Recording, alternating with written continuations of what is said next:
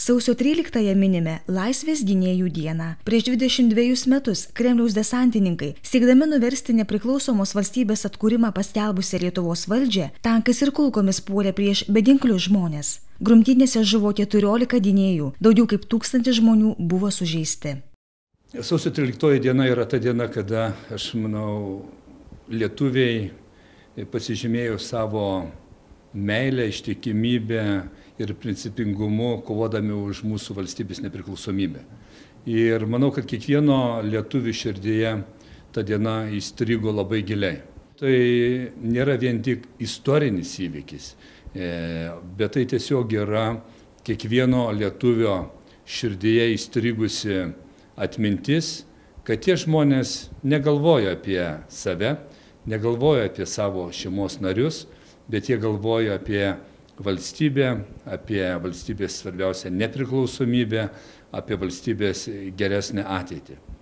Ir manau, kad ta diena tiesiog vėl sutelkia mus visus lietuvius prisiminti ir pagerbti žmonės, kurie krito kovoje prieš ginkluotą jėgą.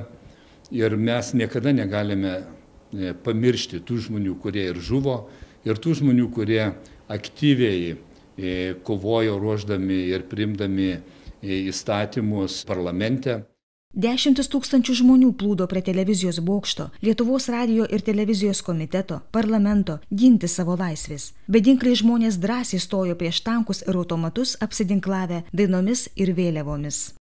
Mes galim tiesiog didžiuotis žmonių drąsa ir pasiaukojimu, kurie atidavė savo gyvybę už Lietuvą, kurie stovėjo, nesitraukė prieš tokią sudėtingą, didelę, agresyvę sovietinės kariuomenės techniką.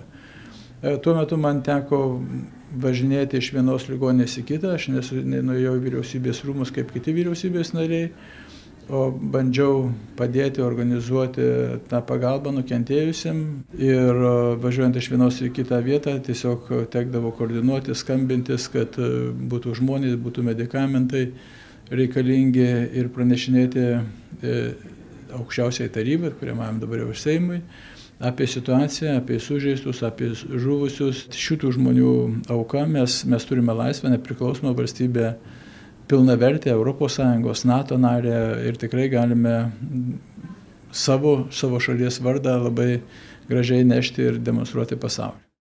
Šiandien istoriniai įvykiai saugomi tą lemtingą naktį prie laužų susibūrusių žmonių širdyse ir atmintyje.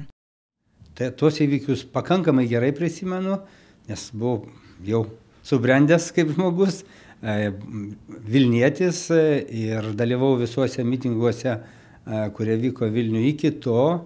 Ir aišku, kai iškilo grėsmė ir radijas, televizija skelbė apie tai, kad gali būti puolimas, tai mes su žmona palikę, tada mes turėjom tik tai,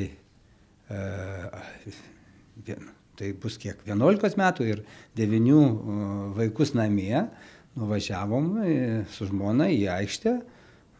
Prisimenu, buvo labai šalta, nes po kelių dienų aš gavau plaučių uždegimą ir tą visą naktį mes ten praleidom. Džiaugiuosi, kad tas ryžtas žmonių, kuris pasireiškė tomis dienomis, davė savo vaisių, mes šiandien laisvi, o amžinatilsį ir atmintis tiem, kas padėjo galvas.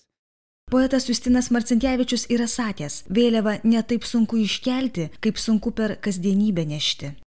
Mums palieka tie įvykiai, kurie įvyko sausio 13 dienoj, dar stipriau būti vieningesniems, dar stipriau mylėti savo tėvynę, dar labiau mums būti visiems susitelkusiems ir stengtis, kad čia Lietuvos žmonėms būtų gera gyventi ir čia jie galėtų ne tik sausio 13-ąją susiburti, sueit pagerbti mūsų žuvusius žmonės, kovojusius už Lietuvos nepriklausomybę, bet tuo pačiu ir kiekvieną dieną pagalvoti ir prisidėti prie mūsų valstybės teisinės nepriklausomos pamatų stiprinimo.